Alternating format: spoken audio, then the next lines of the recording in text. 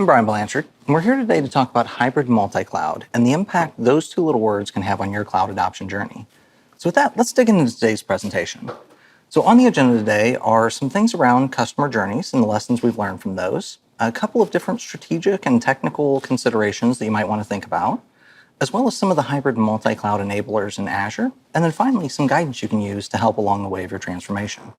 So when we started talking about cloud adoption or cloud migration, what we work towards is a very smooth journey to a better future. That better future is Microsoft Azure, moving things that you have today up into the cloud and making it easier to operate those assets and those workloads. Now, that journey is not straightforward. It's a little bit windy, so there's some guidance to help you along the way of that journey. And we start this with the Cloud Adoption Framework, which establishes a general principle of setting up business people, process, and technology guidance to help you plan for your migration and transformation. The goal here is to achieve balance and help deliver modernization that balances out control and stability with speed and results. And we do this through a set of methodologies that we use in an iterative process to really evolve your overall cloud adoption approach. And we'll get more into those later as we go through. Now, in addition to that, though, we've learned that 2020 changed some things. It changed how we looked at that smooth journey. Some of the things we saw is that the pressure to transform significantly increased. And we changed the way we work and live and the way that we partner together on things. This led to some new discoveries and some new opportunities. So if we explore those a bit, some of those new opportunities include things like migrating to the cloud, nexting your data center, which is probably top of mind before 2020, but now we move faster. And as people have moved faster, they've discovered more regulatory and data sovereignty requirements, or more latency requirements, or need to modernize things, whether it's your application or your data centers. And then ultimately, what we're seeing pop up more often is the request for freedom to use more than one public cloud, or even to move assets back and forth between clouds. The other things we've seen with this is that as we accelerate new ideas, we see more opportunities to adopt things in the cloud. We've seen hundreds, even thousands of applications come online in the cloud from certain customers, and a mixture of diverse infrastructure moving in and out of the cloud. And then, as the name suggests in this presentation, a lot of adoption of hybrid and multi-cloud technologies that go beyond Azure. So how do we think about all of these together? Well, let's talk about that from the perspective of some lessons learned. So when we started this journey of accelerating transformation, Azure was the only destination. But as pressure comes in, we see that things get more complex and there's more diversity. And that complexity has reduced visibility, and in turn, that visibility has slowed transformation. So in a lot of customers, the desire to move faster has actually led to them moving a little bit slower. So let's take a look at that from what that flow looks like. So a lot of customers are trying to migrate out their traditional infrastructure, be it in data centers or hosters or wherever, and they started out on a linear path to get up to Microsoft Azure and adopt the cloud. What a lot of customers who go through that journey realize is that it's a little bit bidirectional, that you have things that you still need to reach on-prem, and that may be a long-term consideration for you. Other customers are engaging with IoT devices, branch offices, edge solutions, which they kind of live on the highway in between those two destination points, so that adds a little bit of complexity in parallel. But then what we saw as the biggest change is when people wanted to move faster, they started adopting more clouds in parallel, bringing in GCP or AWS or IBM or any of these other cloud providers to solve specific niche needs. And that's okay. We're not saying that you shouldn't do that. But when you accelerate transformation like that, you do add complexity, and it's no longer a straight linear path. So how do we get around that? Well, let's look at 3 specific customer stories and the lessons that we learned from those. So the first one's Harry's Harvester is a hybrid-first customer on the left-hand side here. Heavily invested in their aging data center. They're really focused on cost control and compliance. Those are big, big priorities for them. Now, mixing compliance requirements and aging technology has blocked a lot of cloud adoption and a lot of innovation. So they've got some things going on in the cloud, and they're working on accelerating those. Angie's Applications, on the other hand, they were a significant early adopter in moving things up to Azure. They've successfully completed that. And now they're focused on innovation in the cloud. Now, at the same time, though, their success has led to acquisitions and other compliance requirements that they have to address. Sometimes those require other clouds or edge devices or data centers. And on the far right, Mary's Markets is a multi-cloud first customer. They traditionally might not have been considered an Azure customer because they started in another cloud. But what's going on now is they were a startup in those days. Now they're focused on rapid growth. They need to be able to scale. And more importantly, they have a couple of retail partners, retail customers that say, we can't operate in the cloud provider you're using today, so they need to get some diversity. And we're going to help all of these customers. Now, across these customers, while their stories are different, some of their challenges are pretty darn similar. They're each dealing with some degree of regulation control and making sure they're managing things well, especially sensitive data. They may be dealing with some different degrees of latency between different solutions and the end users. And they may each have different degrees of legacy that they have to support. So all very similar challenges across the board. Now, when we accelerate, though, regardless of the challenges or the story that we're telling, they each need the same thing. They need visibility and vision. So what we mean by visibility is that they have things today. They've already accomplished a lot, and it's really important to figure out what has been accomplished and where everything's located, so you can get visibility into what you're managing. The next is vision, a vision for where you want to go. What are these new technologies and new innovations that you want to implement? And most importantly, what is life going to be like when you get there? How do you want to operate these new environments? So regardless of any of those answers, we can still get back on a smooth journey. The only key difference here is that you may end up in a hybrid multi-cloud environment, not a pure Azure environment. And if that's the case, along the way, you're going to have some slightly different milestones and checkpoints to make sure you're doing well as a team. So let's talk a little bit more first about vision and visibility and how we enable that in Azure. So vision, where we all want to go, those big corporate results that we're trying to drive, all stem from being able to innovate anywhere, on any cloud, public or private. And we have a couple of tools available that can help with that. So the first is the ability to bring Azure services down to any infrastructure, whether it's public cloud or not. Then the second is, if you're running things in your local data center, how can we modernize that using tools like Azure Stack? And if you are somewhere on that highway where you need those IoT devices, those edge devices, being able to work with Azure IoT to deliver those. And finally, for that portability, mixing in Azure Kubernetes services and having that ability to have Kubernetes containers that live wherever you need them to. So each of those can help deliver on that technical vision that you have. Now, up next is visibility. So visibility is an important one because when we see all of these different cloud providers all running at the same time, you may end up with repetitive operations. One set for on-prem, one set for Azure, and then one set of operations for your other clouds.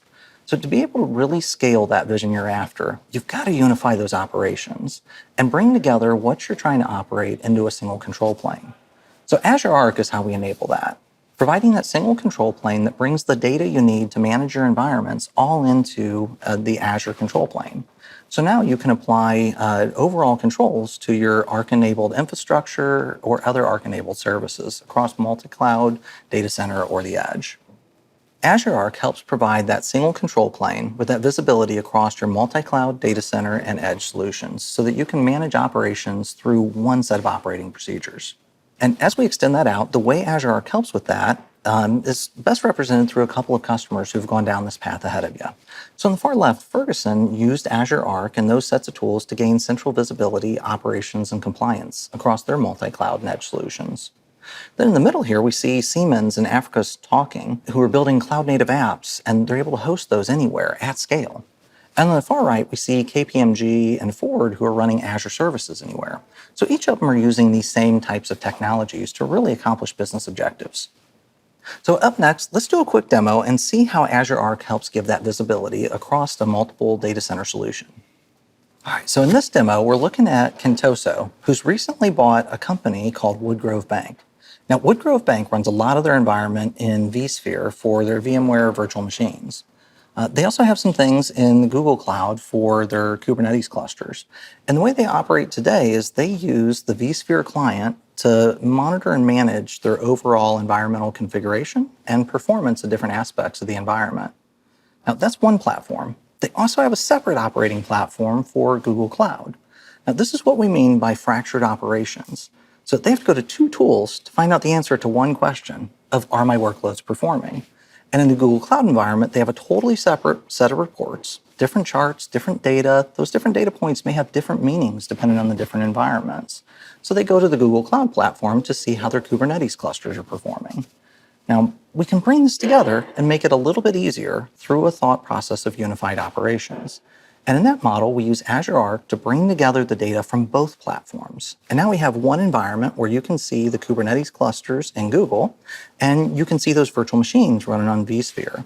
And they're all together in one place. And more than that, the data is consistent from one to the next. So let's take a look at some of the data on here. I'd say we'll start with the servers that are running in the vSphere cluster. So if we click on this first one, we'll see the performance for this particular server. Now, this starts first with a view of the overall insights. And inside of the insights, we start with the map. So the map shows us some basic configuration, like what ports are open. And if we click on that port or drill into data on this machine, we can see machine properties and other bits of metadata about this particular machine. But more importantly, under the Performance tab, we can see how are these machines performing. So this is a VMware instance that's running on-prem. It's not in Azure at all, but we can see that performance in one place in Azure. So this gives us the ability to manage that environment and really set things up for the right level of operations, along with, on the left-hand side, being able to set policies, update management, inventory, and change tracking so that we can actually control that environment. So that's the VMware servers. Again, not in Azure. They're running on-prem, but we're going to control them from the cloud. Now, let's take another look at the Kubernetes clusters that they have. So these are Kubernetes clusters running in Google's cloud. Again, not Azure at all. We're going to drill into these and take a look at how those clusters are performing. So we'll be able to see the same kind of data from the Insights tab. And this is using Azure Monitor for Containers to aggregate the data from those different containers and bring it back together in a way that we can view all in one place. And we see the same things. For this cluster, we see CPU utilization, memory, node counts. We see all of that performance data we need to manage operations. And that's at the cluster level. Now, we can actually go a little bit deeper than this. And if you notice along the top here, we have a variety of different things like containers. So we can go in and look at not just the performance of the clusters, but the performance of the individual containers. And we can also drill in a little bit deeper and look at the individual nodes that support the containers and the clusters and see performance on all of that infrastructure. Again, this is all nodes running out in Google, but we're bringing the data together in one place so you've got that visibility that you need to manage operations going forward without having to bounce around to 3 or 4 different clouds. And if you add next to this individual Azure instances, you'd see the same performant data carried throughout that as well. So one place for all of your overall operations needs. Now that we've seen the demo, the tools are a great start, but there's a little bit more that you might need beyond the tools, and really how to apply those. So let's take a look at some of the end-to-end guidance that can help you through this journey. And that starts with the Cloud Adoption Framework. So let's look at how those 3 customer stories would use that guidance. So again, a lot of dispersed goals and objectives between these 3 customers. One's focused on cost, another on innovation, another on growth. And that really results in changes in how they want to go forward and succeed. So for Harry's Harvesters, they really need to get visibility into inventory and cost and compliance to different regulations. Angie's Applications, they're really focused on how do I connect between these different cloud solutions so we can keep innovating quickly. And Mary's Markets, they're focused on scale and growth and maybe migrating a couple of things over to Azure to help with their retail demands. Now, they're each going to have a couple of different things that can help them, but they all root in the Cloud Adoption Framework. So this starts with our first methodology of defining strategy. So for any cloud adoption or digital transformation effort, you want a very clear, well-understood strategy. Then behind that, a plan to help convert that strategy into actionable planning of what people are going to go do. And then Ready, our next methodology, focuses on how do you get your people and your environment ready so that you can be successful. Now on the far right here in Adopt, we have motions around migration or innovation or other things you may want to do around adopting the cloud, and those can help there as well. And then, as we mentioned, there's some things around governance and management that these customers may experience. So at the bottom here, we have methodologies that run parallel to these to govern and manage your environments. So each of these customers is going to use each of these different methodologies a little bit differently. None of them need the whole thing, but they're going to need pieces to be successful at what they want to do. So when we apply hybrid multi-cloud over the top of these methodologies, some things shift a little bit. So we have a scenario that really rolls these out as an addition to or on top of those base methodologies. So for instance, on the strategic part, what are some different motivations or strategies that you might want to include? What are some things that you have to do a little bit differently in your planning or in your environmental prep? And just overlay these on top so that you have a shortcut version of how do you apply hybrid multi-cloud across your journey. The next thing we do is we realize that hybrid multi-cloud, well, the Cloud Adoption Framework isn't quite enough to get you there. You're going to need other things. You're going to need skills to get your people ready. You're going to need a rich set of architectures that you can use as a reference or that you can deploy into your own environment to accomplish specific goals. As you adopt hybrid multi-cloud, you're going to have a lot of workloads that you're moving. You may need to optimize those. The well-architected framework will help you do that. As you're deploying, you're also going to follow best practices so you can make sure to deploy things and onboard things appropriately. And then finally, you may need some technical documentation from the various different Azure products. So as we bring all this together, we've brought together the Cloud Adoption Framework with Microsoft Learn for Skilling and the Azure Architecture Center for sound reference architectures for deployable states, as well as the well-architected framework so that you can optimize and really fine-tune those individual hybrid workloads. And this is all available in one standard link, aka.ms/adopt/hybrid. That link will take you to all the guidance that you need throughout this particular end-to-end journey. Now, let's apply that to a scenario for these customers. So first, let's look at visibility. Each of these customers want to ensure visibility, and they're going to use unified operations to get there. But let's first look at their different operational challenges. So our hybrid first model, they're struggling with the strategy and the governance of how do they bring together everything and plan for the shift to OpEx, or operational expense, which is new to them. Our Azure first customer, they're looking really closely at innovation and management. How do they manage this new environment and new capabilities? And Mary's Market, the multi-cloud customer, they're really looking at very limited migration to Azure potentially, but they're looking for a pretty large expansion and scale of their operations baseline. So we're going to help them each a little bit differently with this guidance. But they're all going to start with unified operations, getting that visibility. So unified operations, the thought here is that you can govern your environment, you can manage your environment. These are pretty common processes customers need in any form of operations, and they involve a couple of different activities. And we outline those in the Cloud Adoption Framework as two core methodologies that you can use to get actionable. But those don't apply to your multi-cloud data center or edge environments. So there's a gap here that we have to fill. So in unified operations, we focus on bringing together all of the governance and management controls into that single backplane with some basic features that just come out of the box, like search, index, grouping, access and security boundaries, or some more enhanced capabilities around getting even more visibility around performance and inventory or applications and their dependencies. And on the far right, really taking control by automating things, environmental and in-guest policy controls, or other protection and recovery controls that you can apply to all those environments. But we still have a gap. They're still not touching those environments themselves. So this is where we apply that hybrid multi-cloud extension. In Microsoft's place, that's called Azure Arc. So Azure Arc gives us that visibility and that control. So the number one call to action from this presentation, if you aren't using it today, is to go apply Azure Arc and onboard a couple of VMs or a couple of other assets to see what that control looks like. And the next thing to look at is preparing for your vision. So the number one blocker to new innovation and new transformation is environmental readiness. So we have a thing inside of the Cloud Adoption Framework called Azure Landing Zones, which are a set of common design areas that help you think through your environmental configuration and make sure that you're ready to be able to handle migrations, net new applications, and consider all the different platform resources available to you, whether you're deploying an IaaS or a platform as a service solution. And Azure Landing Zones help you set up that environment you need with scale, security, governance, and operations all factored in. Now, when we look at our three customer stories, they each have really similar environmental configuration, but they may use totally different Azure Landing Zones. Our hybrid first customer that's wanting to really modernize, they've got existing operations that they need to convert over in these new environments, they're going to have a little bit more of a complex solution. Angie's Applications, our Azure first customer, they've already started small and got a lot of a root going in Azure, but now we need to add some things and expand it. And Mary's Market, they're building on existing skills in those multiple cloud providers.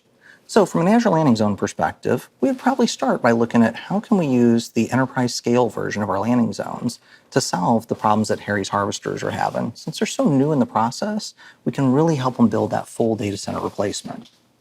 For the ones a little further along, we're going to focus more on expansion. How do we add hybrid and multi-cloud configurations to what they have today to let them scale quickly across clouds? And for Mary's Markets, we have a lot of third-party investments that we're making. One of the ones that's most advanced is in our Azure Landing Zones for Terraform. So for Mary's Markets, they may use that third-party option in either a start small or an enterprise scale approach, but in Terraform to deploy out their environments inside of Azure. So this gives them the ability to get that right level of environmental configuration, regardless of which scenario you're looking at. And finally, this takes us to a demo of what that guidance and content looks like. So our hybrid multi-cloud journey. So as we step through this again, we're going to start everything at aka.ms/adopt/hybrid. And if you're looking for those Azure landing zones we just talked about, you can start and prepare your environments to figure out which one of those landing zone options is really right for you. Now, there's also some additional landing zone configuration information there around enterprise scale construction sets or enterprise scale landing zones That was that really complex one we looked at that gives you a lot more rich features in Azure. So each of those will help with your Azure landing zones. But now once we get past the environment and we're ready to start setting up other things, you may want to look into the well-architected hybrid workloads. This is how you can apply some of this hybrid thinking to individual workloads in your environment. Or the architectures that we have listed, which all come from the Azure Architecture Center and help you really configure the right architectural deployments for your environment or for your workloads. And then a number of best practices. So you may hear us refer to this as the jump starts in other areas. This is guidance that helps really jumpstart onboarding into Azure Arc and other tool sets. And for any of the featured Azure products that we're talking about, there's links right into the docs so you can jump in and get familiar with that product, get that product guidance you need.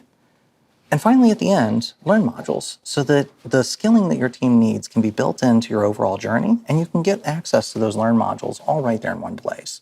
So it's one page, one easy site, but the guidance from all of those different sources brought together to give you an anchor that you can go to again and again throughout your cloud adoption journey for hybrid and multi-cloud.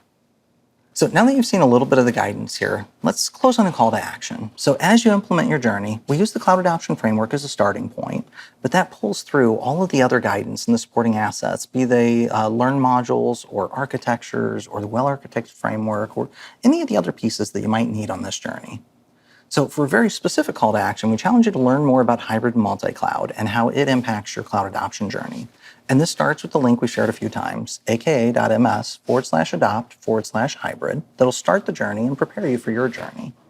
So from there, you can gain visibility right now today by onboarding different assets into Azure Arc. So the link on the right will give you how you can go out and start doing that onboarding, with a video link right below that, which will host a whole number of videos actually, that you can use to follow those same step-by-step instructions. And then at the bottom, we have a new blog post coming out and some MS Learn modules that you can use to really get ready for Cloud Adoption Framework. So these are some call to actions that you can engage with today. So thank you for joining us today. I hope you found this presentation useful and that you learned a bit about hybrid multi-cloud and how it impacts your cloud adoption journey.